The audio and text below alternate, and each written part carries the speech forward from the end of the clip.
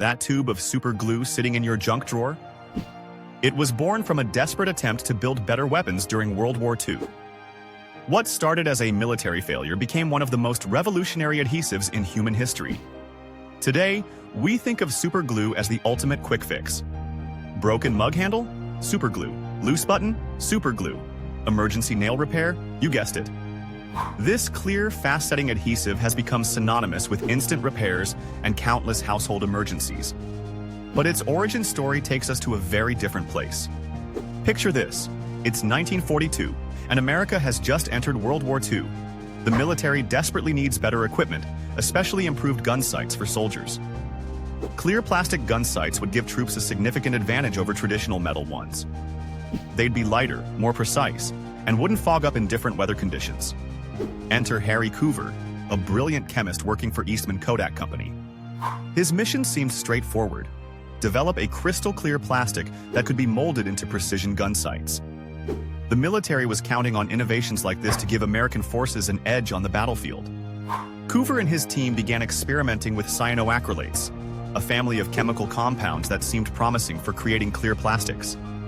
These molecules had interesting properties, but nobody quite understood their full potential yet. The researchers were focused on one goal: creating optically perfect plastic for military applications. Then came the moment that changed everything. During one experiment, Coover's team was testing a particular cyanoacrylate formula. They were trying to measure its refractive index, a crucial property for optical applications. But something went terribly wrong, or so they thought. The chemical compound stuck to everything it touched. The expensive laboratory equipment became permanently bonded together. Precision instruments worth thousands of dollars were ruined.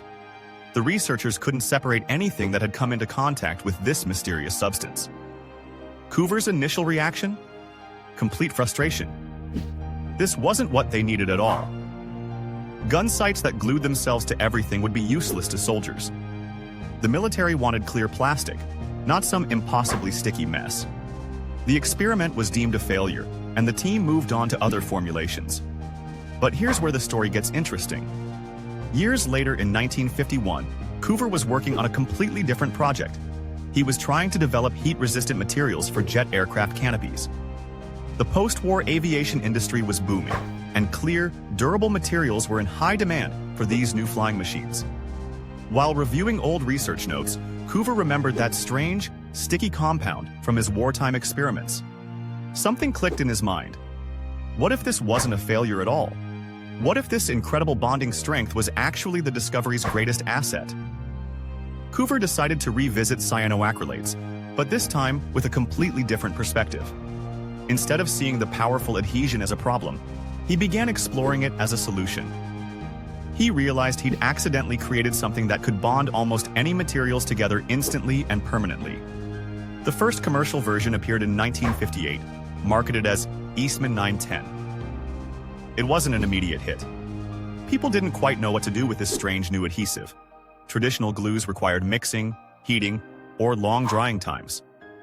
This new substance bonded instantly, which actually made some consumers nervous. But word spread quickly about its incredible capabilities. Stories emerged of people accidentally gluing their fingers together. Television demonstrations showed grown men being lifted by objects bonded with just a single drop.